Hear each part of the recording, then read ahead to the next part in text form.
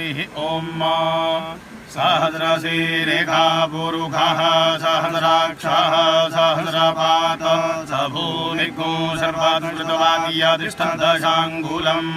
पुरुष एवेदद्गो सर्वञ्जलभूतं यच्च भाव्यम् उतामृततपस्येषानो जदन्नेनातिरोहति